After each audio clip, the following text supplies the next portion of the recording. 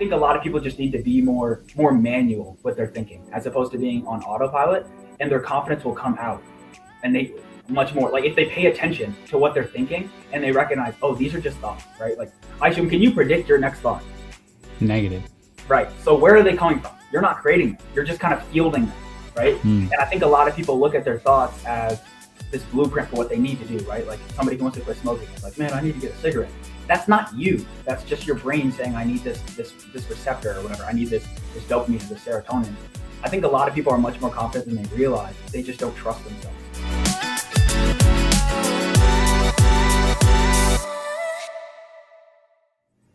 Welcome to another episode of the Wholesale Elite Podcast. I am Isham and I'm joined by my dude, Tanner Santucci. What up, sir?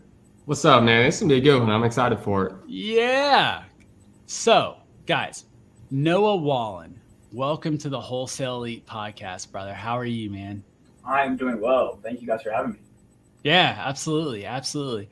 It's funny. Your video froze for a little bit and I was like, oh no. Guys, if you haven't, seen or heard of Noah's name yet, it's probably for a good reason. And that reason is because Noah is fairly new to the wholesaling game. And so we're gonna talk to Noah and learn a little bit about his journey. And every now and again, it's good to get a newer person on the pod, just because it's good to get their insight. It's good to hear what's happening from the perspective of a person who, if you're new, is like you. The good thing is Noah's done some deals.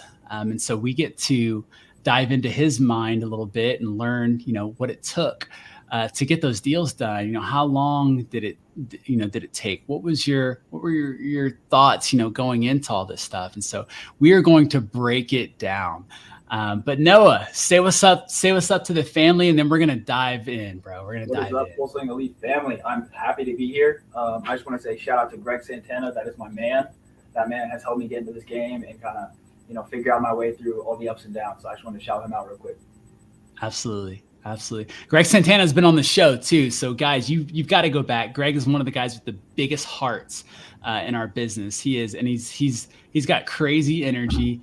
And so, yeah, you got to go back and listen to it because he dropped some gems on his episode. So please go check that out, Greg Santana. But Noah, I want to learn more about you, man, because, prior to this podcast, we were just on, a few minutes prior to this. And I got to learn a little bit, but I still don't, I don't know a lot about you. I know you and Tanner have worked together. So before we find out about your real estate background, Talk to us about your personal background. What's your origin story? Where are you from?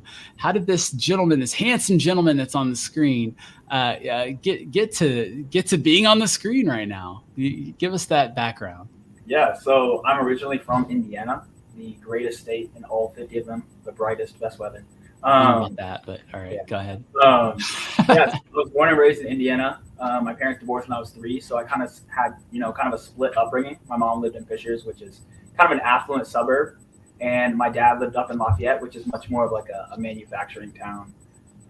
I spent the majority of my time in Fishers, and we weren't. I don't want to say we definitely weren't poor, but we were raised around a bunch of upper middle class people, and we were definitely lower to lucky to be. We're like breaking the middle class barrier, Right. We had the car in the house. We had the dream. Nice. Yeah. So it was. I got into wholesaling all off of social media, to be honest. Right when COVID happened, I saw people online posting.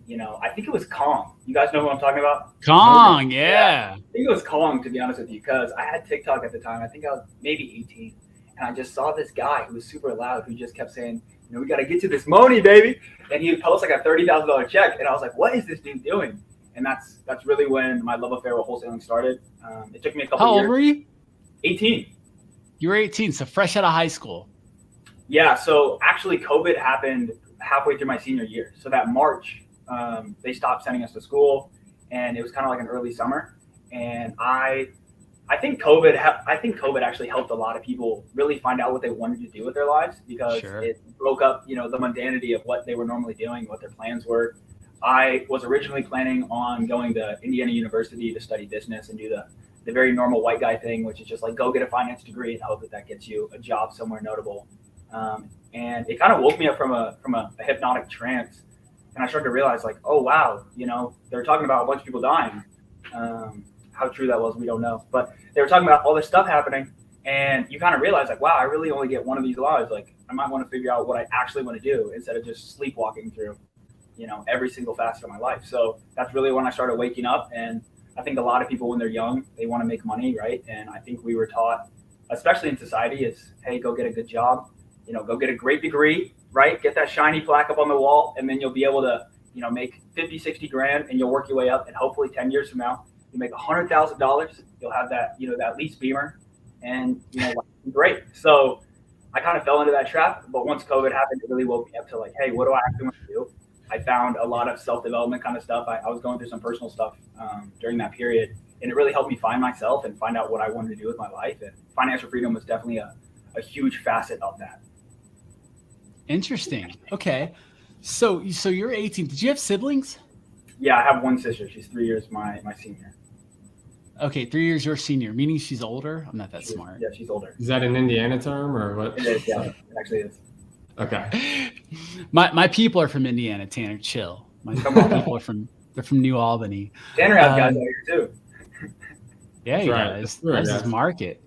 So so you've got a sister. What's your sister do? My sister is currently a grad student. She is going to Liberty University to become like a therapist, pretty much. Okay, perfect. Now, was there pressure from your parents to go to college? I wouldn't really note it as pressure. Much more of just like, this is the expectation, right? It's not like, hey, it just really wasn't presented as a choice. The same way getting up every day and going to high school wasn't really a choice, right? It's just kind of like, hey, you're expected to be there. It was always one of those things where it's like, hey, go get your degree, and then you can do whatever you want, but you have to get your degree. And so I did my first year online. I actually did my first semester, and then I ended up dropping out because I got recruited and started modeling. And I started traveling around the country, and I realized, wow, I'm making more money modeling than what I would be actually with this degree 4 years from now. Sure. And I was taking out student loans to be there, and I just was kind of like, okay, I'm just going to call it. I'll pay off the student loans, whatever. And I just wanted to, go chase the modeling dream at that point. Okay. How long did you model for? I modeled for a little over 2 years. Yeah. Oh, wow. Okay.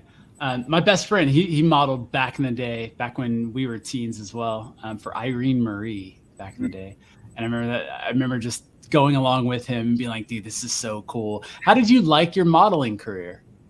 I really enjoyed it for the first little bit, I will say. Like, once you get your first taste of, the big lights, like I walked a couple fashion weeks, and I've done a handful of editorials and some clothing brand stuff. And it was super cool. The pay was great. I'm trying to think how to word it correctly. It's just a very interesting industry. You don't really make money based off of how good you are at something. It's much more off of like what other people's opinion of you is. And they almost expect you to change other people's opinions of you through various ways. Now, I would imagine being a young guy, especially, you're younger, you're in the modeling career where everything's about the look and all that. There's a lot of pressure on, just others' expectations, right? Fulfilling others' expectations of your looks, of all that stuff. And being a young person, it's really easy to give into the expectations of others. Why do you think you're different? That's a really good question, actually. I like that. I think it's genuinely because I've seen a lot of people's worldview shatter in real time, right? Especially with COVID, but just throughout my entire life, I've seen people say they were going to do something and not do it. Or the one person who was counted out, have the heroic journey. And I guess I learned really early on that everything isn't always, the way that it seems. And so once I learned that and I started to really look around and realize, okay, our parents are just people. They're just grown up babies, right? They've had their life experiences that have taken them to here.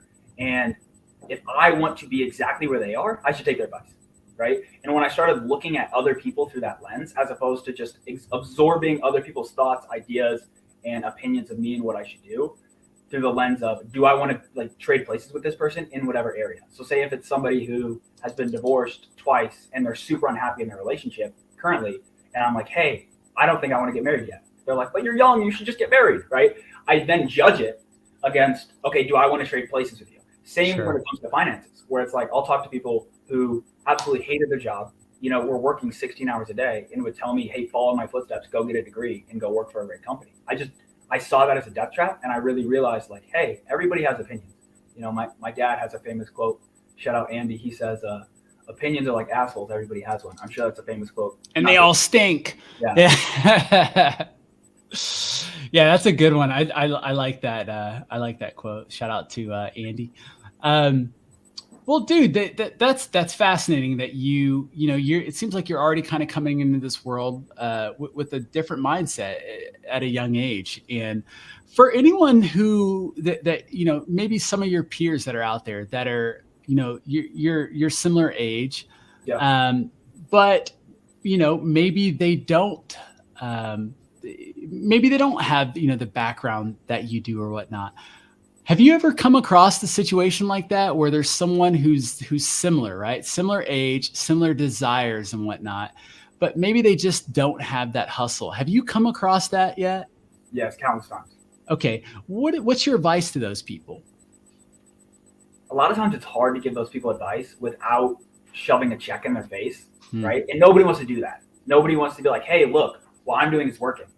Nobody wants to be that guy, especially, I don't know if it's, where you guys are from as well, but Indiana is very small town vibes, right? Like the guy who makes money, he never says why he makes money. He hides his money. It's like the miserly, right? Like they drive a crappy car. It's the whole like millionaire next door mindset. And anybody who drives a nicer car, even if it's like a lease or buys a bigger house, it's like, well, he's just insecure or he, doesn't feel good about himself. So that's why he has to flaunt his money, right? And so a lot of times when I talk to people, there will just be kind of like a cognitive dissonance where their mindset is just still stuck in what their parents told them when they were 9. Like, hey, you need to go to school. You have to get a degree. And if you actually want to make real money, then go take out, $200,000 more and go to grad school. That's when you'll really start making the real money. They didn't tell you that. You'll really start making the real money once you have 8 years of education. And so a lot of people I'm around, especially in real estate, I was telling Tanner before we got on, a lot of people where I'm from want to get into real estate. They don't know how. And they almost look down on traditional wholesaling, fix and flip, buy and hold. They don't think it's flashy. And so they're like, what can I put in my LinkedIn bio? What do I say? I can't say I'm a wholesaler and have everybody in my family reunion clap for me and be like, wow, you're really doing it. So it's not about the money as much as it is about status. And that's kind of what I realized when I talk to a lot of people is they're much more worried about what other people think about them than the life that they genuinely want to live. And I think that in order to live the life that you want to live, regardless of money, status, whatever, you kind of have to let go of the, perceived perceptions of other people. I can come on this podcast and say, Isham and Tanner think X of me, but do I really know? No. But it just creates this like ego construct of how I'm going to act towards you because of how, like the preconceived notion that I think you have of me. Like it's not real in the first place, That's so good. I have a story real quick, and it's not really a story, but it's something I heard on a podcast, on an Alex Hormozi podcast. And it's super relative to exactly what you're talking about. And Alex Hormozi, asked the interviewer or whatever, you know who the Queen of England was, right? Everyone knows who Queen Elizabeth or whatever that just passed away, last year, whatever it was. And he goes, she was wealthier than 99.9% of the world, one of the most successful people in the history of the world, right? She was a woman monarch or emperor, whatever they call them. She ruled for like 70 years. Like everyone knew who Queen Elizabeth was, right? And the point that he made was he tweeted about it 6 months after she passed. And he basically said, who thought of Queen Elizabeth today prior to this tweet? After she's been dead. One of the most successful people in the world, in the history of the world, right? And the point of it being is, Alex even proved, he goes, everyone knows who she is, but yet everyone forgot about her 6 months after her death. He goes, so stop caring about what other people think of you. Stop living in the fear of, oh, what's someone going to think of me because I do X, Y, Z. Just do it. Because at the end of the day, when we die, they may miss us for a week. They may miss us for a month, but 6 months, they're most likely going to forget about you. And he was like, so take that with you. And he was like, that's how I live every day. He thinks of death. And most people, death is scary. But to Alex Hormozi, death is what motivates him, because he goes, I know I'm going to die at some point. And he's like, I could die tomorrow and be happy because I've busted my ass up until this point, and people are going to forget about me anyways. I don't care what people think. So I had to throw that in there because I thought what you were saying was on point. It's like the Stoic ideal, like the memento mori, like remember you will die. How many people have that tatted and actually forget that it's there? It's the irony. Like Sam Zell, I don't know if you guys are familiar, like one of the most successful real estate investors of all time. He just passed this past month. And I've watched, I don't know, countless hours of Sam Zell interviews. Like he's hilarious. His coming up story is absolutely amazing. And what he did is just so admirable. And I genuinely respect all that he did. And I went to go look up like his current holdings or something. I don't know. I was just late one night going down a rabbit hole, just like, I wonder what he's doing right now. And I saw he had passed, and there's all these like Wall Street Journal articles that are like Sam Zell's died. I'm like, this guy's worth, I don't know, multiple billions of dollars. And I've watched a ton of this dude's interviews, and I didn't even realize he had died until a month had passed, right? And I haven't thought of him until I just brought that up. And so I think that's right. Powerful. Man, those are all excellent points to consider. I mean, so good. So good. I don't want to, dive into that anymore, but it's very true and very real. Our existence is very temporary. So, don't overthink all that you're doing. Just go for it. Just go for it. Like, what do you got to lose? So that's amazing.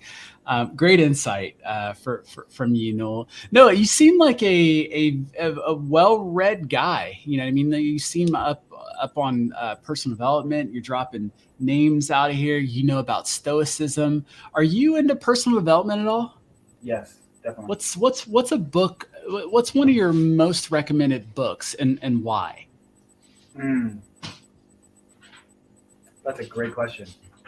I don't know. I've gone through a phase for like the past 2.5 years where I've read a book a week.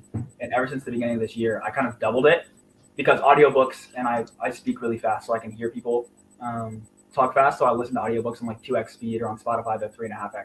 So I get through books really quickly with being able to retain them. So there's so many books that I've read, especially recently. Like I just read Be Obsessed or Be Average by Grant Cardone. And I'd never read any Grant Cardone books. I just consumed a lot of his podcasts. And I think he really hits the nail on the head of what addictive personalities are. And I started to identify as that because I look back in my past and I do things that were destructive, but I do them over and over and over again because it's like you get this dopamine hit from doing the same thing. And I started realizing all of my success comes from that same voice that a lot of people try to, numb out when it comes to, they'll drink it away on the weekends, or they'll smoke it away on the evenings, or they'll do anything that they possibly can to get away from that voice because it's taunting them and telling them that they need to do more. They're not doing enough, right? And a lot of people can psychoanalyze that and say, oh, you need to fix that. You need to go to the root of the trauma, as opposed to just embracing it, being like, man, God gave me a wolf. He gave me a wolf spirit to just push through and to just go devour anything I set my mind to.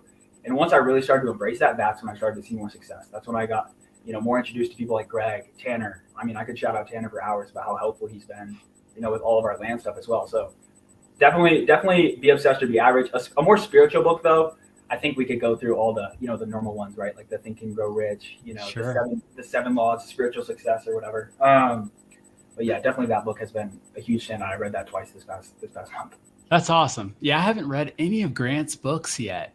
So thanks for reminding me and putting that back on the radar, because I mean, the guy's got some. You can't. His experience is undeniable. And so thanks for that, dude.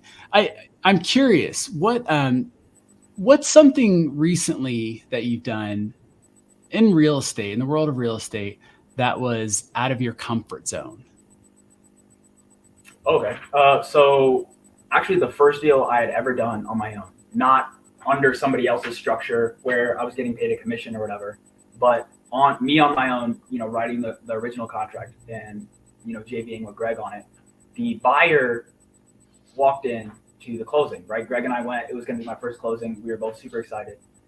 We walk into the title company, we meet the buyer, we get, 2 separate rooms, and the seller's in one room.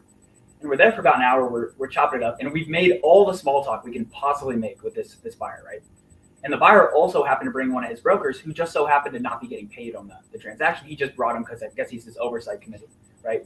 And so we're sitting there, we're talking for probably an hour and a half. And the lady comes in and goes, hey, the seller's not here yet, right? And so we wait another hour. Hey, the seller's not here yet. So we're there for 3 hours in total.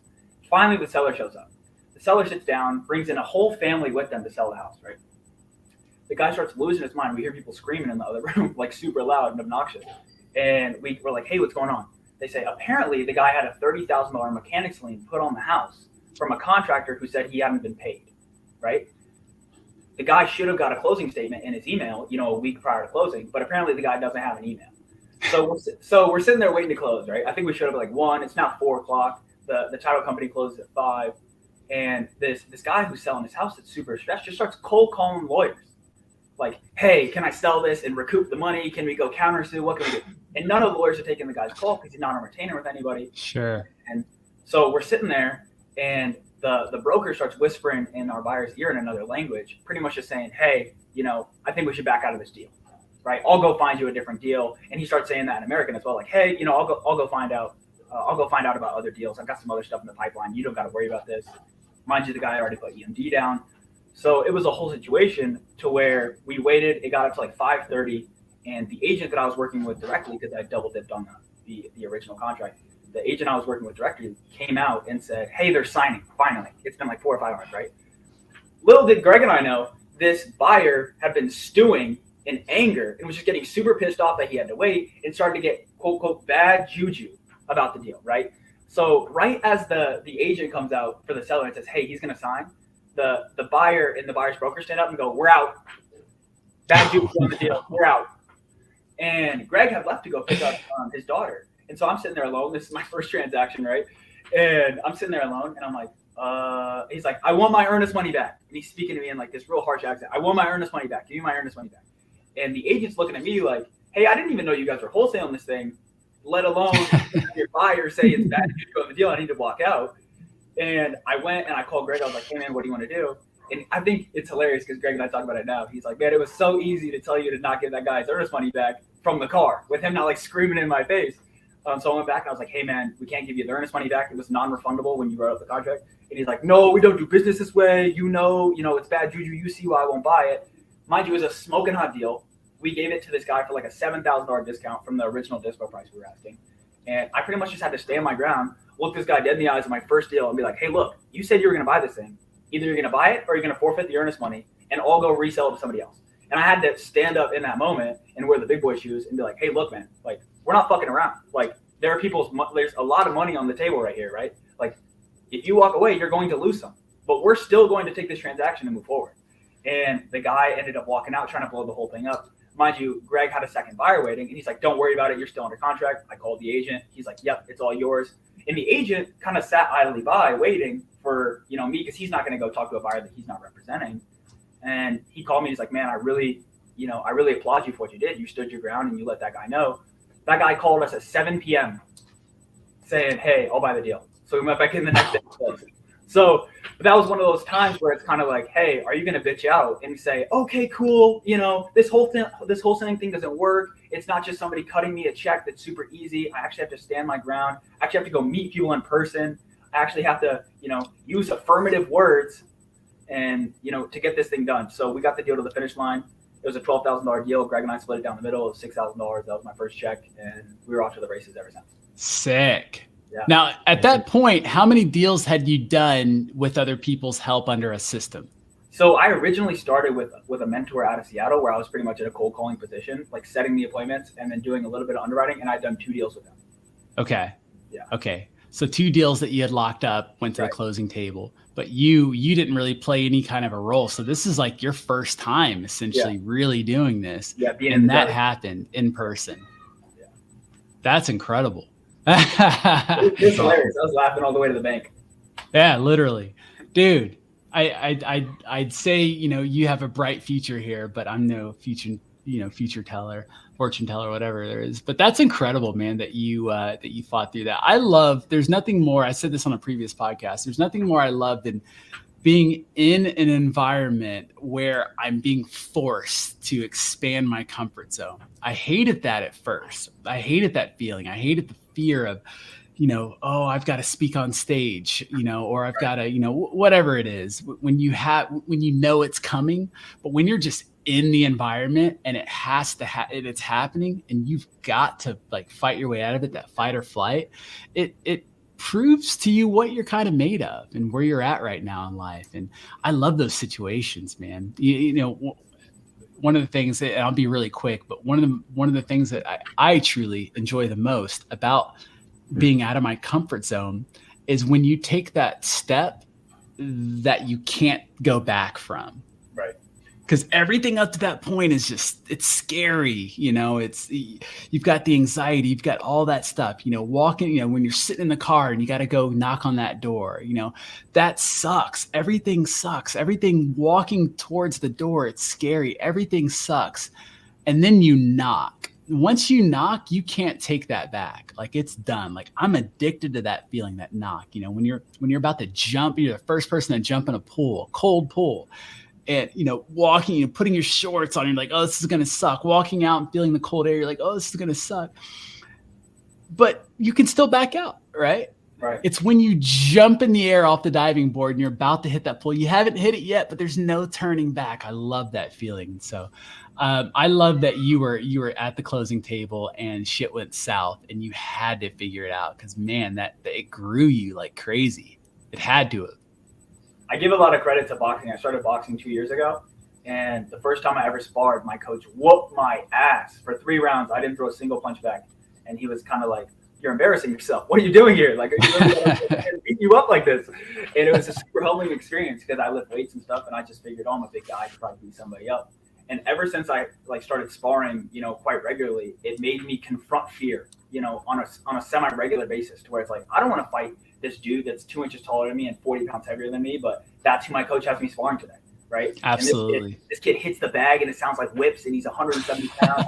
You know, he's a golden glove champ. I don't want to fight this kid, but I have no choice. I showed up, you know, my shoes are on, my wraps are on, my gloves are on, and boom, the bell just rung. It's like, what are you going to do? So I completely understand. I love that feeling as well, where it's like you become present, not in some Zen moment, you know, in some peaceful garden. You become Zen in the middle of the war. You realize, okay, I'm here right now. What can I do? You know, yeah. What can I do right here, right now with this? I love it. I love it. No, I've got a few more questions, but I've got one more question that I want to give Tanner an opportunity to talk about some stuff as well. But I mean, you seem to have a lot going for you, dude. You're in your teens still. You're a good looking guy. You're in America. You're wholesaling real estate. You got a lot going on for you. What this is a question that I've asked before, but it's one of my favorite questions, but what's a criticism or an insult or something that you've heard about yourself that is actually, you know, you see it as one of your greatest strengths?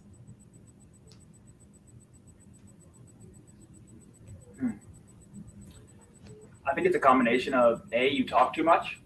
I got that a lot when I was younger. I don't get that much now, but more recently it's been, you're thinking too big. I love to hear that. Every time I hear that, it fuels my fire, where I'm like, damn, I really need a 10X again. Like if I'm like, man, I want to make 10 grand this month. And then somebody's like, dude, why aren't you happy with like making, you know, 4,000 or 5,000, like doing one of these deals where you could just JV is super easy. You know, why aren't you just happy with that? You know, why do you feel the need to make 10? I'm like, dude, I want to make 100 this month, you know, and just 10Xing that. I feel like that has been a superpower. And also talking to people has created so many networking opportunities, right? Like Greg introduced me to Tanner. I just immediately sent him a text. I'm like, hey, give me your number. And I started calling this dude, reaching out to this guy, right? And he's provided so much value to me, and especially in my business, like moving towards land. He's been super helpful to me. And I feel like so many people would be in their head like, oh, this guy runs Unwind with Isham. They're on the Wholesaling Real Estate podcast, a bunch of G's, you know. I don't want to talk to these guys. They're gonna think I don't know enough, right? But I go in there and I just call them up and I'm like, hey, dude, I know you see what you see in you see in me. You know, help sow a seed, right? And Tanner's done that faithfully, so I appreciate that. Dude, that's amazing. You know, I'm sorry, Tanner. Just one more curiosity, because what I'm noticing, Noah, from you is almost an innate confidence. Like you're confident, dude. And I think that, you know, a big part of being successful in real estate is confidence. confidence in yourself, confidence in knowing your numbers, your ability to be able to get the deal done. Your honesty, your confidence in yourself and the value that you're bringing to the table. There's a lot of confidence that's involved. But again, you seem more innately confident.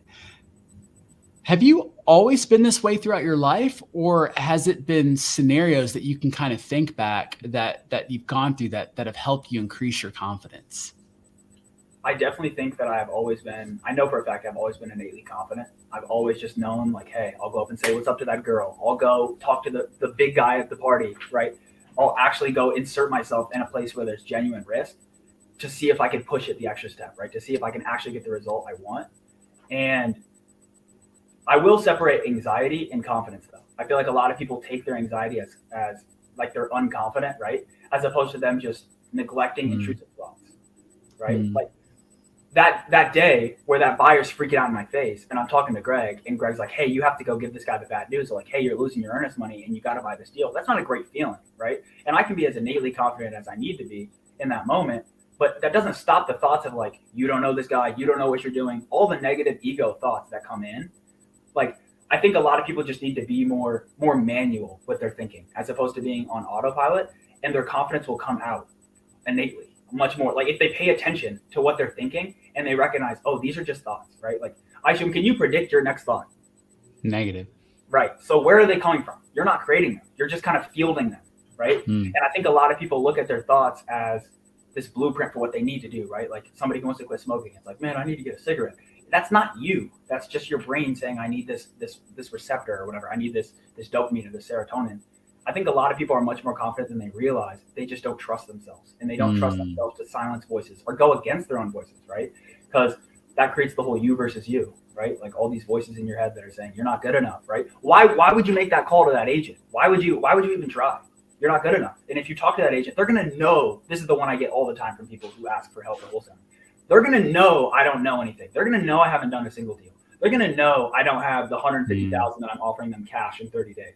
They're going to know, like if I talk to this buyer and I say, yeah, I've wholesaled a bunch, I've been doing this for as long as I can remember. They're going to know I have no idea what I'm talking about. When I call up these builders, right? And I say, yeah, what kind of lot do you want? Where are you looking to build? I do this all the time for other people, right? They're going to know. That is a fear that stops so many people. And I wish people could just recognize those thoughts aren't them. They are the doer. They are the being that actually goes out and makes the calls, has the conversations, builds the relationship, not the thoughts in their head that are saying whether or not they're taking something. Man, that's good, dude. That's good. Tanner, what you got? What you got from Mr. Noah Wallen?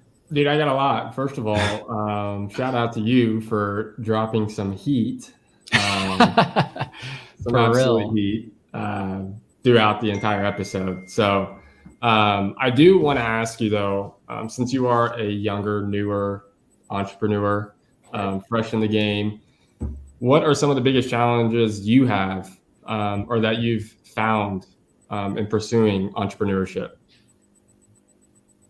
I think the first one that I've just recently got over is accepting that you're worth the money and accepting that it doesn't need to fade away, right? How many people do we know that were this one-time big shot entrepreneur, right, in 2003, and they had the 2004 BMW, right? And then they lost it all, and now they live their normal life. And then when you say you want to be an entrepreneur, they're like, enjoy it while it lasts, kid. I've gotten that from so many family members when I pull up, like, oh yeah, we just made $21,000 on this deal. They're like, enjoy it while it lasts. And that mentality, I think, is the hardest thing to break, because a lot of people will get a $10,000 check or a $20,000 check or even a $3,000 or $4,000 check when they're used to $800 every 2 weeks. And they'll go, A, am I worth this money? And B, is this the last of this money I'm ever going to get? And I think those are the two thoughts that you really have to beat. And once you recognize, like, hey, we had the second deal I ever did. The seller lived in one side, and they inherited it, right? So the mother lived in one side that had passed, and the sellers, the husband and the wife, lived on the other side. The mother passed, and the daughter inherited it, but the daughter had cancer. Neither of them had a job, and neither of them had insurance, right? And so they reached out to an agent to sell the property, and they were like, hey, she's gonna die. We need the money to go to the hospital, right? And she's gonna die. And the agent called me and was like, hey, Noah, you've done deals. It was the guy, the agent for the first deal I ever did. And he was like, hey, you stood up to that buyer. I know you can get this deal done. Can you help me? Like, I need to get this deal closed as soon as possible. This girl's genuinely sick. And I was like, of course. We underwrote it. We sent somebody out that day to get a contract signed, and we immediately sold it. And we made $20,000 on that deal, right? And so in the beginning, I was like, man, do I deserve this money? Should I just help them for free? Should I have just assigned it and try to get them the most money humanly possible and taken my assignment fee to nothing? But when we closed, and you could see the look of relief on their face, like, wow. Because I think we bought it for $85,000. We have $85,000 in cash that we can go and take to try to keep my wife alive. I don't think wholesalers realize how much value they genuinely provide in the market, right? We, all three of us know, because we make calls to agents. We talk to buyers. We talk to builders. We know people that are actually working in this industry, but not a lot of agents know what they're doing, right? And so when somebody, and that's not a diss on agents, that's just genuinely like a lot of them are just as experienced as me, right? Where they've done 4, 5, 6 deals, and they haven't run into a plethora of experiences where they can learn, oh, okay, this is how I handle this. Right. And I think if wholesalers knew, just like Isham said, that knock on the door, no matter how scary that is, you don't know if 30 days from now at the closing table, when they get that big bag of cash, what kind of an impact that's going to have on their life. Because you look at it and you're like, man, what would I do with 80 grand? Because you're financially minded or you're entrepreneurially minded. Would I invest it into marketing? Would I hire a VA? How much of this is going to go to taxes? These people are genuinely in a life or death situation and they need that money. And I feel like that just creates this whole service to others, which just opens up this whole other path of motivation. That's awesome. And that's deep. But that's a good response to that. And so that kind of leads me into my next question. So, because, you've had some wins, some success in residential real estate. Right. Sounds like you have a good grasp on what's going on, right? You've closed deals, you've made money, you understand the process. Yeah. So for those that don't know, Noah is slowly getting into land, which is what Isham and I do. Yep. That's what our company does. And so, Noah, I want to ask why transition, or at least why add land into your business? Is there anything specific? Yeah, so I think that's a really good question, and I'll answer it by saying, go on YouTube right now and look up how to wholesale houses. Right? You're gonna be smacked with 1 million people trying to sell you a course, 1 million people trying to say, here's my $30,000 mentorship, right? Or you're gonna just see walkthrough videos, right? Like I learned how to wholesale off of watching Jamil's videos. Genuinely, Same. He had those hour-long, watch me underwrite straight out of Compton videos, or the Benson and Privy videos where I saw Ryan Zola making offers. I learned how to wholesale by spending 10 hours a day watching those videos and just writing scripts based off of that, practicing it, and then going and like pretending I was Ryan Zola or pretending I was Jamil, right? And that's how I got my first deal. So with that being said, anybody can get into wholesaling real estate. People that have never done a deal don't realize that. They see all the barriers and the limiting beliefs within themselves. But genuinely, all three of us know anybody could wholesale a house. Anybody could, right? But when I go to try to learn land, what comes up, right? We got grounded now. Thank God for you guys. But we've had grounded for the past 3 weeks. Other than that, we got a bunch of people saying, hey, I'm going to flip rural land. This is how I send out my mail. Here's my land offer letter, right? And I need $2,500 of upfront mail costs. But nobody talks about it. And I genuinely see such a niche where I watch my mom just buy a lot because she's going to build, her forever home up in South Carolina. And I watched her go through that process and I was like, wow, there is a market for this. And it's not being taught and it's not being sold. And how many times have we all made offers to somebody where it's like, oh, I'm offering you 50, an investor came and offered 70, and then it turns out it was a wholesaler that locked it up way too high, that didn't know what they were doing, right? And you didn't follow up, and so they ended up selling for 45, right? That doesn't really happen in land. Right. You're kind of the only one reaching out to these sellers, and if you're not, then there's like 2 other people. It's not like when you call somebody and say, hey, are you looking to sell 123 Main Street? And they say, you're the 30th person that's called, and they assume you're all from the same company somehow. And they're like, you're the 30th person that's called, lose my fucking number. But when I call on land, they're like, oh yeah, I do own that lot. And it's so that's so true.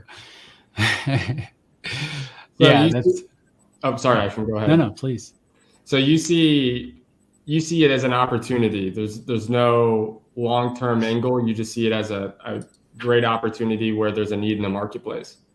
So I definitely agree with your perspective. I don't know if you've shared it publicly, but that you have zero intentions of fixing and flipping. You guys want to develop, right? And so you guys have created the builder-based offer as opposed to just the 10% or 20% of a new build, which a lot of people use. But I think that resembles me much more, but I don't want to come out publicly and be like, I'm going to be a developer, right? Because I know you guys, and I know for a fact that 5 years from now, you guys will be building. You guys will be, creating these ginormous structures that are just amazing, doing everything you guys need to do in the development space. Whereas me, if I build out a business in wholesaling land, I don't want to commit myself to say, okay, well, I'm going to go become a developer, because a developer is almost like a lifelong thing, right? And it takes a minute to go from, unwind to Don Peebles, but you guys will get there. Absolutely. I don't want to come out now and be like, hey, my name's Noah. I've done 5 deals. I'm going to be Don Peebles this week, right? Huh. That's actually a really good answer. And I was not expecting that. In a sense, but it's good. It's good. I'm glad you said that for the audience. Because I have a question for you guys. Oh, please. Let's go. Where in your guys' wholesaling journey did you realize, I know that for me, there was a click where I started seeing land as an opportunity. I didn't just go driving for dollars and pass up land. I started seeing it. And in my mind, it clicked oh my gosh, dollar signs, right? The same way we look at a distressed house for the first time after watching a Max Maxwell video. Where did it click for you guys? Wow, I can do this and nobody else is doing it. Yes. I'll make it real short, and then Isham can give his answer, his 2 cents as well, because I know mine won't be short. Yeah. Well, there you go. But mine was actually, it's funny because it kind of happened by accident. I always wanted, when I got into real estate and got into wholesaling, I knew that long term, I didn't want to just wholesale forever because it is a hustle. For those that are newer, you understand that you get in, you wholesale a deal, and you start right back over, right? So you're constantly looking for the next deal. And I didn't want that. And so just over time, wholesaling property, fix and flipping just never appealed to me either. I don't care about what HGTV shows. There's always something more. I just wanted a lot in life. And so it kind of happened by accident. There was a wholesaler that I was doing Indianapolis market, and I was dabbling in Florida at the time. This is over a year ago. And there's a wholesaler that I ran into, and he was doing land. He had just started, but little did I know, he's closing big deals in the market. He was coming to me saying, hey, land's the move. Here's how much I made. He made 6 figures in less than 6 months wholesaling land. And I'm out here grinding, closing a month or two, or a deal or 2 a month. Wow, holy crap. Making decent money, but not like that. And so just over time, realized that I wanted to be a builder. I wanted to develop. There's more of an impact I can make on a community and people by building housing and building development and a legacy play rather than just fixing and flipping. I always like to ask wholesalers this. Can you name a fix and flip company in your market? You probably can't, because no one knows it's just a fix and flip company, right? So it's more of a hobby for most people. I didn't want a hobby. I wanted a business, and I wanted a career and a legacy. And so development fit those needs for myself. And obviously, when me and Isham partnered up, just by the grace of God, we had the same vision. And so with that, I think that's a perfect transition over to my dude Isham. Well, shout out to your mic for coming up from underwater, because it was sounding weird for a minute there. I know you don't know it, Tanner. Oh, was it? Oh, is it better now? Yeah, it's good. At the end of your explanation, it cleared up. The land pivot for me, it was kind of like, when you go into something, you have this haze. And then the more you're doing it, the more the haze strips away, and you can remember kind of ultimately why you're doing what you're doing. Well, I read Rich Dad Poor Dad a long time ago. And so I had wanted to get into real estate for the longest time, right? And the word real estate itself is so vague. But that's what I told people. I want to get into real estate. In my head, though, I wanted to, but so I lived in an area where it was kind of, I grew up on the wrong side of the tracks, if you will, but on the other side of the tracks was the land of milk and honey. So imagine, for reference, just imagine living on, just the regular podunk side of town, there's train tracks, and you go to the other side, and that's where like Starbucks is and Chick-fil-A and like nice stuff. We didn't have that on my side of the tracks.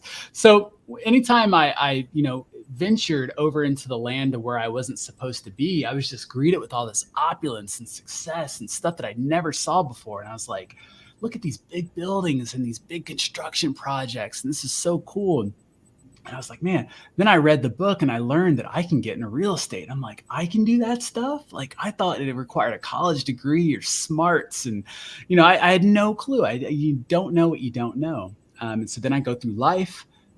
30 years later, whatever it is, I finally get into real estate. And so I'm doing it, right? I get in, I get my entry point, but I got the haze over my eyes. I remember telling myself I wanted to get into real estate, but that was it. I just had this haze. And so I'm just kind of grasping, like, what can I do in real estate? And I learned about wholesaling. I'm like, oh, this is great because my wife's active duty Air Force. We move around all the time. I thought that doing real estate, you had to live in a certain area. But then I learned about wholesaling. I'm like, I can do this virtually. I'm like, oh, that's mine. Let's do this. So I was literally just grasping at opportunity, right? So I got in, made some money. First deal made like 10 grand on the first few weeks in. I'm like, okay, cool. This thing works. It's real.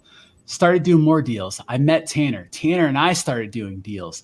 Tanner tells me about this guy that is crushing it in land who started after him, and he's made like double what Tanner's made doing land. And I've never been a greed person or a money person or like, I'm going to go do what makes me the most money. I always do what I like. And so I was like, oh, good for him. There's nothing sexy about land. Land sounds boring as hell to me. Like, thanks, but no thanks. I like Tanner, or unlike Tanner, I guess you'd say, I was inspired by the HGTV shows. Like, I loved Flip or Flop. I loved, what was it with Chip and Joanna, whatever that show was. I loved all that. Like, oh my God, that's all I wanted to do was what those guys were doing. But then when Tanner told me about the land, something gave me the ability, thank God, to take a step back and actually consider it. So I'm like, okay, this guy's making money in land. What's this land stuff all about? And the more questions we asked, the more the haze was removed. And I remembered being that kid again who wanted to grow, who wanted to build and develop, to have that lifestyle, to have the opulence, to have all that stuff. Like, it was like an aha moment. And I was like, oh my God, if we get really good at land, we can dominate the development side of the house. Like, if we just really, I don't mean get good at land. I mean, like, we have a business that's churning us land opportunities that we can just build on. We can cherry pick, just like a flipper who has a wholesaling business can cherry pick their houses that they want to flip and everything else they could sell. We can do the same thing for land. And so then the vision grew with, what are we going to do with our land company? And so that was my story on pivoting to land and why we did it. It wasn't because it was easier. It wasn't because it was less competitive. Matter of fact, we found out, yes, it is less competitive, but it's for a reason. There's not a lot of help out there. There's not a lot of guidance on how to evaluate, a lot. For single family, residents, there's appraisers. These people that go to school, I would imagine it requires some sort of school or licensing or something to be able to tell you how to, properly value a house. But for land, it's worth whatever someone's willing to pay. So how do you systematize that? How can you build a system around evaluating land when it's not in existence? So I was so fascinated by that Tanner and I decided to start a company around it. And, now we've got a company. We're about to bring on our fifth person, and things are growing and it's doing well, but it's not easy. It's not easy. It's definitely not sexy. It's hard as hell.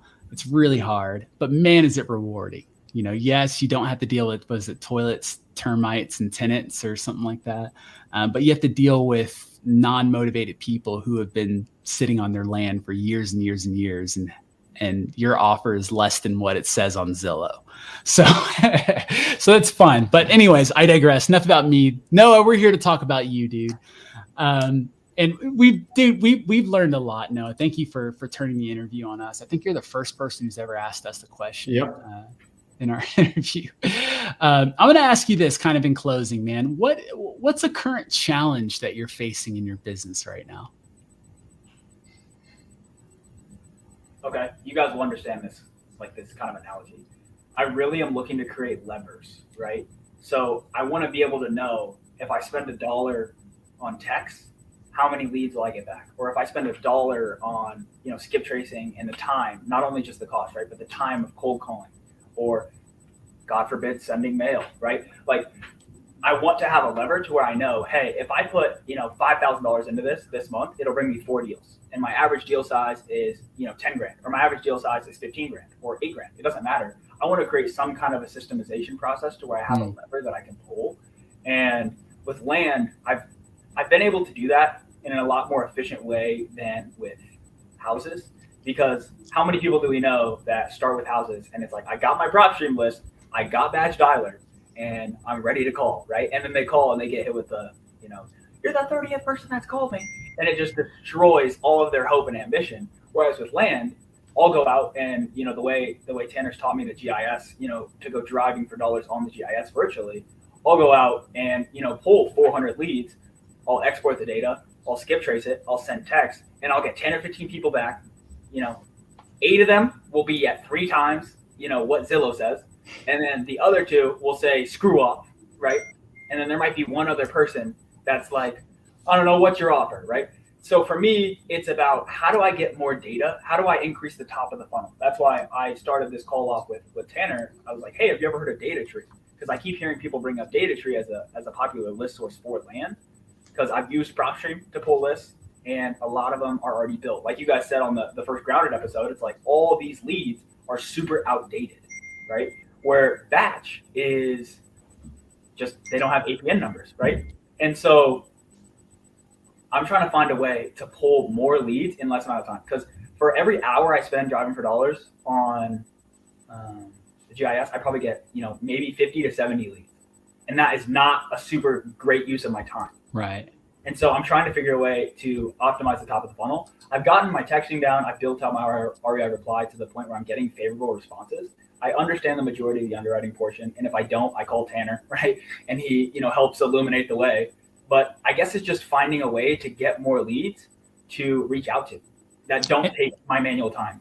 Yeah. And you're tracking KPIs right now? Yeah. What KPIs are you tracking? So it's typically like anywhere from 50 to 100 texts every single day, because they're new leads. So for a while I was trying to get, 400 or 500 leads in a week, but now I'm just going out at night, getting, going and canvassing one specific area. Like whether it's, say it's like the north side of Indy, right? Like Kennedy King or whatever, right?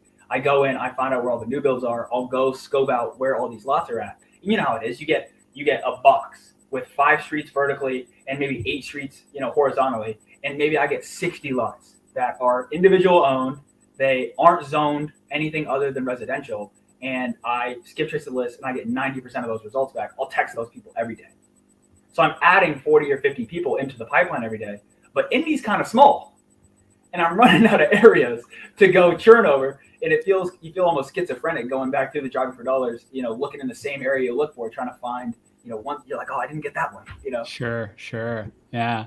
I mean, we can definitely add some value to this, but we'll probably do that offline just to save the ears of the listeners. But that's really good insight. Okay. So my last question,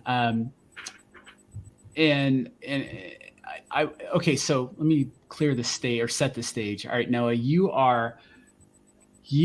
all eyes are on you. I mean, you're standing at the Washington Monument and all the news cameras are pointed at you. You've got a big microphone. Everyone has just dumped their money into just saying that Noah Wallen is about to give us a message, guys. He's got something to say. I want to know, you step up there, everyone's listening, all ears. What is your current message to the world? Your identity is flexible. You're not beholden to the past, and you're not beholden to any future ideals that you have of yourself or that other people may have of you. The same way, say, Isham, you go get a job as a CIA agent. When you go into a room full of CIA agents, you start introducing yourself. Hey, I'm Isham. I'm the CIA agent, right? Because somebody has validated that identity that you have. Whereas when you show up now, hey, I'm Isham, co-founder of Unwind Investments, and you explain that whole process. All it took was your self-belief that you are who you say you are for you to show up in alignment and fully act as that person, right? And I think a lot of people need to know that. I think people need to realize I can be anything I want to be. It's not just your mom saying you can be anything you want to be to, be all lovey and cuddly to you. I'm saying your identity is transient. It is flexible, and you can create whatever you want. Oh, it's so good. And when you believe it, other people will believe it. Yep. They won't believe it until you do. Oh, man, another one I'd say is there's a quote by Neville Goddard, who's one of my favorite authors. He says, "Everyone is you pushed out," right? And so the perfect example of that is like if I got on this call and I'm like, "Hey guys, I've closed 5 deals. It's not as many as Jamil, but I've closed 5 deals." You guys can be like, "Who is this kid? This dude has no idea what he's talking about. Why the hell is he on the show?" Right? Whereas if I show up and I'm like, "Hey guys, I want to learn. I'm open. I'm all ears. Teach me. And I'll talk about my success. I'll give guidance to people younger than me, people that are trying to start." It comes off in a different way, and you guys respond to me, not off of your notions of me. If that makes sense. Absolutely. Well, dude, my goodness, I did not plan on this thing going an hour long. I thought this was going to be a short one, but Noah, you've got some gems, my brother, and holy shit, is your future bright in real estate. I can't wait to see where you're going to take it. I don't know what it's going to take, but maybe we can wrangle you and convince you to join our team, because I love your energy and I would love to be able to pour into that and learn from you. But man, guys, okay. So Noah, like you confused the hell out of me. So probably the audience as well. Are you still in single family? Like, can people work with you? Can people send you deals in Indy, or what's your deal? How can people work with you? Yeah, so if you have deals in Indianapolis, whether it's land, single family, or even multifamily, I have a couple people I'll pass multifamily deals off to help kind of structure stuff, or even seller finance sub 2 stuff, right? I went through and kind of learned that whole process as well. So if you have any single family deal in Indianapolis, send it to me. I'll help you underwrite. I'll help you kind of position yourself in the acquisition process, and then we have either Greg or Tanner to handle dispo on our side. So if you have a deal, it will get sold and you will get paid. So feel free to reach out to me. My Instagram is at Noah Wallen, NoahWallen. Feel free to send me a DM, whatever. Is that how you prefer them to send you deals? Is through IG? Yeah. So if you have something, just send me a DM. If you have a if you have a general question and you just want to, ask me something, send me a DM. If you have an actual deal, send me a DM. I'll get you my phone number and we'll talk. Perfect. Man, all right. Well, Noah, guys. I have one question for you guys. One more. Oh, please shoot, go for it. So I kind of want to turn on you, not in the sense of the whole, like, if the whole world's watching, but if you could tell yourself, the one who heard about, the one who saw the Kong video that's like, let's get to this money, baby, and you click like, okay, I can make money in real estate. What would you go say to that person to like destroy any fear, destroy any inaction, destroy any laziness? What would you do? What would you say to that person? A person or myself? I mean, I'd say yourself, because I feel like that's much more personalized, and it's probably more accurate as well. I'm trying to think, because I was excited. There wasn't any fear, and I think that's a big part of it. I really do think it's literally why we started this podcast, because I knew nothing, right? Going into it, I did my first deal and I did it fairly quickly. And then I joined like a mentorship, and I started hearing all these stories of frustration for people being in 6 months, 9 months, 10 months, 2 months with no deal. And I'm like, what's the focus on your first deal? Like, oh my goodness, like people were so laser focused on that. And I'm like, I had that shit done like 2-3 deals ago. But then I realized it's because everyone's focusing on their first deal. Like they have this weird pressure. They give themselves some bullshit timeline that's just like, yeah, I'll do it in 2 months, or this person did it. So like, you don't have their same story that they had. Anyone who hears my story and compares themselves to me and walks away feeling less, please understand, yes, I did my first deal in a week or two. But understand that I was 42 And I had done probably, gosh, I don't know. I mean, thousands and thousands and thousands of hours on phone calls. I had been rejected. I had been fired. I had been I had lived so much life experience that my life experience, I brought that with my desire to be successful in real estate to the table. And I was just going to go hard no matter what. The first deal was just, it wasn't a matter. There was no thought of when. It was just a thought of, okay, I'm going to do this until I figure it out. And once I figure it out, I'm going to, take the lessons and, okay, cool. I got it done. I got it done. Now I'll move on. And then when I moved on, I moved into the world, I realized, oh, there's people struggling about their first deal. What is it?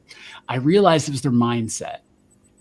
100% the mindset, 100,000% their mindset.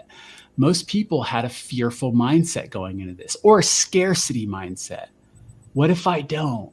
What if this happens? Thinking all these negative things, right? When I had zero of that. And so then I asked myself, how do I get people to, if someone were to ask me, hey, Isham, how'd you do it? I couldn't tell them. Well, I had, 20 years of call experience, and I was in sales, and I was in management, and I had all this stuff. So good luck, because it's not the truth. There's people who are way more successful than I am at a younger age that didn't live that life. So what was it? What was it? It's the mindset. So then we started a podcast because we didn't want to talk tactics. We don't want to talk to, okay, so what kind of contract did you use? Okay, so was it an ovation or none of that? I don't care about any of that. All I wanted to do was ask people, what made you successful? That's why all the questions I asked you, Noah, was I wanted to climb into your mind because I'm fascinated. There's a young guy. I wasn't like you when I was your age. I'm trying to hook up with girls, and money was not my at all. My future wasn't in my thoughts at all. So I'm fascinated by what makes you, you. And so I would just say to anyone who, had fear watching that Kong video or whatever, think about those fears, really think about them and really dive in and settle with yourself why you have those. Because I guarantee you're not going to have any success until you do that. When we Astro Flipping is a community that we're a part of, and this community is phenomenal. I mean, it really is. It really is phenomenal. I don't want to sound like a cultish type person or anything. It's just not. I'm not one of those people that likes to be like, oh, my group is the best. But it really is full of just big-hearted, kind-hearted people. And when I joined Astro, I didn't know I joined Astro to get the system. I'm sorry, I'm taking a long time, but I joined Astro to get the system because I'm like, okay, I got my first deal. Let me get this system so I can learn how to duplicate it and do more. And then I joined and I was like, okay, it's a 6-week program. I'm going to go through all 6 weeks of these courses just to learn some of this stuff that I really was trying to figure out on the fly, like title companies and all this other stuff. The very first week of the 6 weeks was all mindset. I mean, I left that first week just crying like a baby because I now have an understanding of why I do what I do. I have an understanding of the issue I now know that the trauma that happened to me when I was a kid, I've drugged that shit along with me my whole life, and now it's showing up again. And when I went to fix that, it changed everything else. So guys, everything is in between your head. It's all mindset. All mindset. And remember what Tanner said earlier, it doesn't matter. It's a beautiful part. So all you got to do is work on you and understand that no one else matters. Because even if you can become more successful than the Queen of England, where, arguably she's helped more people than probably any of us ever have, or was in the position to, she's forgotten. She's forgotten. So it doesn't matter. Get your mind right. Go make your money. Go set your family up and enjoy your lifestyle. That's what I would tell that person to focus on.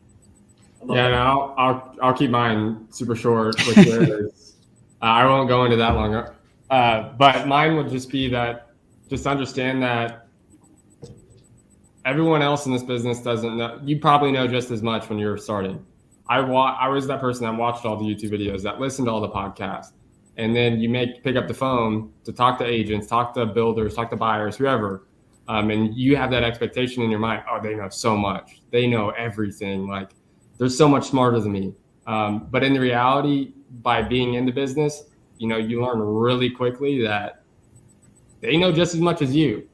They will end up at an agent that you think knows all end all be all of real estate will ask you the most basic question. Hey, how do you do this? What do you put on this contract? And you're like, you've been doing this for 20 years. You should know. But that's what I would tell myself is, or at least knowing what I know now, that's the first thing is don't be scared to pick up the phone because everyone knows probably just as much as you do. Everyone's figuring it out as they go. It doesn't matter what part of real estate they're in. And so that's what I would tell myself. And yeah, that's that. That was way quicker than mine. Gosh. Yeah, I keep it short and sweet. Greg gave me an amazing perspective shift my first week. I set the intention in December. I was like, okay, enough. I got hit by a semi and it totaled my car. I bought a Mercedes with my modeling money because I was a genius, right? And I was like, this car is going to get me laid. It's going to be awesome, right? So I bought this car with all the money I had and was making extremely high interest payments on it because I had no credit history, right? And I got hit by a semi. And it was 2 days before I was supposed to fly to New York Fashion Week. And I realized in that moment, okay, there's no more money. All the money was going into the car. There's no more money. And I went into Fashion Week and it cost me like $2,000 to be there. And they weren't paying me anything because they don't really pay you anything to do runway, right? I get cool pictures for Instagram and I get a bunch of people from my hometown that remember me as like the guy from high school reaching out like, oh my gosh, you're killing it, right? Literally not realizing you're losing money to be there. But I had the car accident happen and I realized, okay, all the knowledge that I've been acquiring, just watching Jerry Norton videos, watching Max Maxwell, listening to Jamil, right? I need to actually go out and use and make the money. And I set the intention and I reached out to Jamil. Jamil gave me Greg's information and he said, hey, this guy's in Indy, go team up with him. I reached out to Greg. Greg showed me how to underwrite. I'd call him, I probably call him 50 times a day. No exaggeration. I probably call him 50 times a day. Hey, look at this lead. I'm about to call this agent. Here's the link. He'd be like, okay, cool. What'd the agent say? I'd be like, I don't know. I haven't called yet. Underwrite it for me, right? Like doing all the things ass backwards. But Greg told me, Noah, you are armed with more information than the majority of these agents. They're more afraid of you than you are of them. And once I made that mindset shift, I started seeing little ways in the conversations with agents where they would ask me subconsciously, like, what do you think? Is that fair? Is that okay? Is this how you like it, right? And once I made that shift, I started to realize your knowledge is a weapon, but your applied knowledge is a bazooka. You actually have to go out and shoot the gun. You know what I mean? So that's good. That's awesome. Ladies and gentlemen, Noah Wallen. Noah, dude, you've been phenomenal, and I'm so glad we connected. I can't wait to connect even further. Like I said, we'll talk more about your situation after the pod ends. But dude, I can't wait to have you back on here. For round 2, just to get an update, because it'll be really cool. Maybe we'll play a little clip of something that happened in round 1 and yeah, and spice it up for the next one. But dude, it's been phenomenal. So guys, on IG, look him up. He's at Noah Wallen. He's in Indy. Send him your deals. Send him, any single family, multifamily land. Noah knows what to do with it in Indy, and hopefully we could sneak him over to Florida. But we'll work on that. Maybe that'll be the update for the next one. But man, no, it's been real. Thank you so much for your time. And dude, I cannot wait. So it's been a blast, brother. Thank you. Thank you guys. God bless you both. I'm super excited to see what Unwind does. Some Don Peoples type shit. We got 10 years and you guys are going to be magnets. It's going to be awesome. I'm looking forward to it, guys. Well, guys, look, we want you in Noah's seat. We want you right where he's at. For real, like go out there and make it happen. We want to interview you. We want to find out. You've got a story. You really do. You've got a story that's going to help someone. I promise you, Noah may not know it, but he just told a story that is helping someone. We get calls all the time, not calls. We get texts and IG and comments and all that stuff all the time saying, oh my God, I just did a deal, or I connected with this person. Thank you so much. Or man, that person shared this story and now this happened. Like that actually happens to us. We should start bringing these people on so people don't think I'm BSing, but we want you in the seat. And so go out there, make it happen. And we'll have you on the next episode of Wholesaling Podcast. Until then, Bully fan, that's a wrap for today's episode. But look, if you got value out of the show today, do us a huge favor and give us a review or give us a like or subscribe. Do all the things to help us get the word out there. And look, we want to see you on the next show. So get out there and crush it, make it happen. Stay tuned for the next episode. Peace.